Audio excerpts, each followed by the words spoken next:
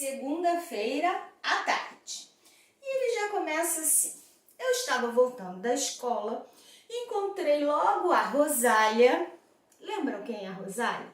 A Rosália é aquela menina que mora no térreo, que disse para ele lá no início que o amigo dele já estava ardendo lá no inferno, já estava frito igual um frango queimado. A filha do síndico, pois é. Então ele voltando da escola, ele encontra a Rosália e a Rosália diz para ele: ó, a amiga tá lá, a amiga do seu amigo tá lá.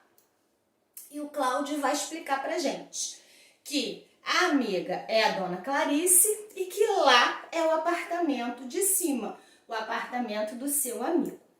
O Cláudio finge que não está dando muita importância para essa informação e deixa a Rosália para lá e sobe para o apartamento dele.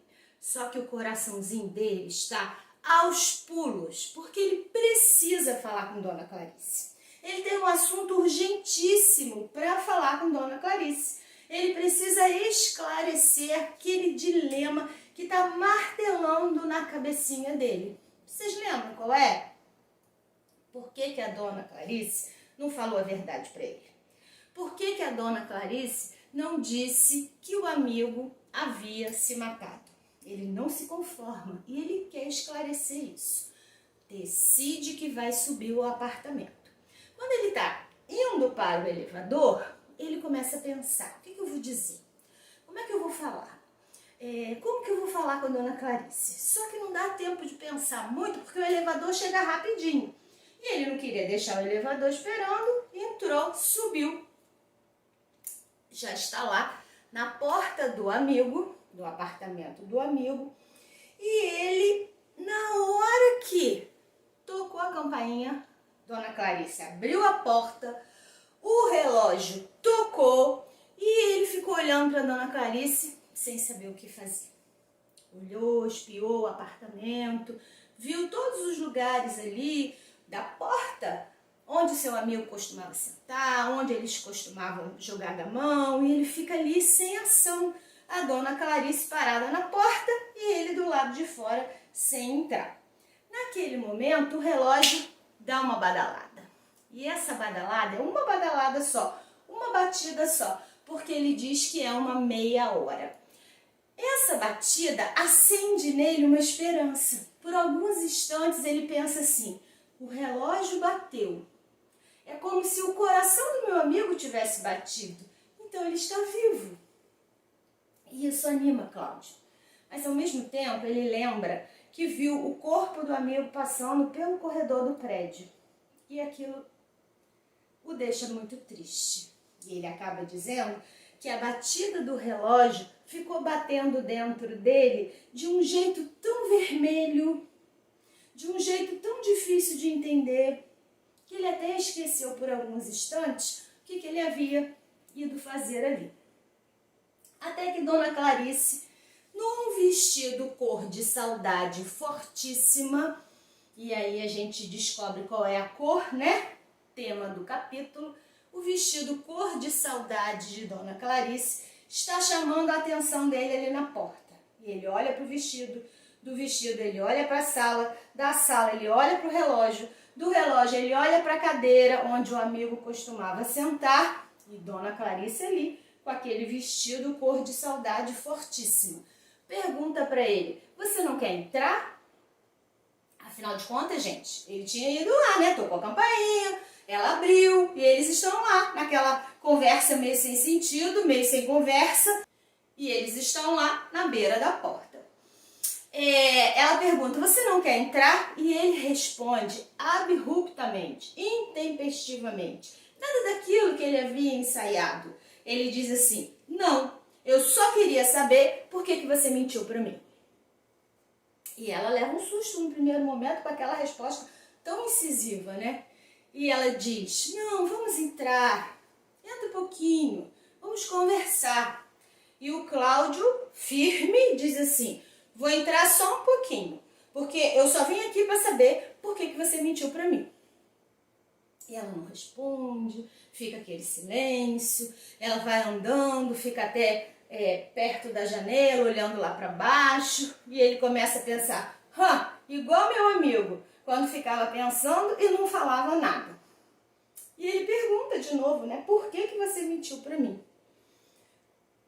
Essa situação, ela é um pouco tensa, constrangedora, e ela não responde e ele insiste.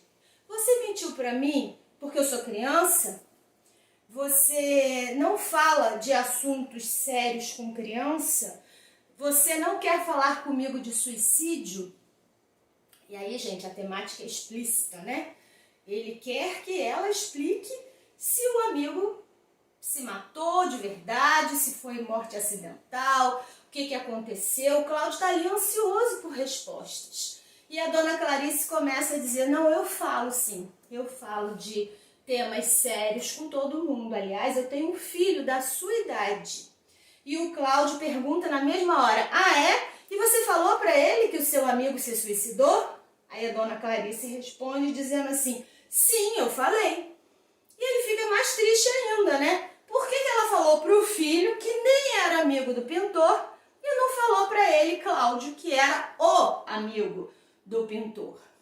E ela começa a responder, muito nervosa, muito trêmula, muito triste.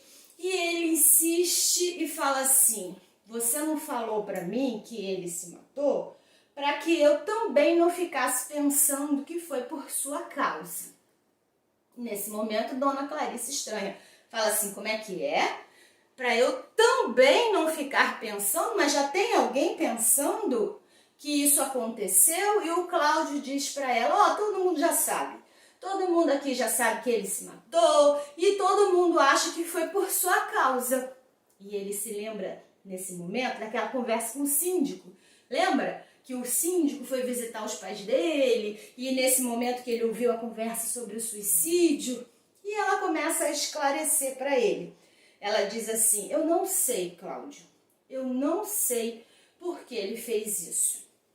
Eu vim achando o nosso amigo muito triste. E o Cláudio diz assim, não, mas era o jeito dele, ele era quieto, ele era calado. Mas ele não estava triste, estava.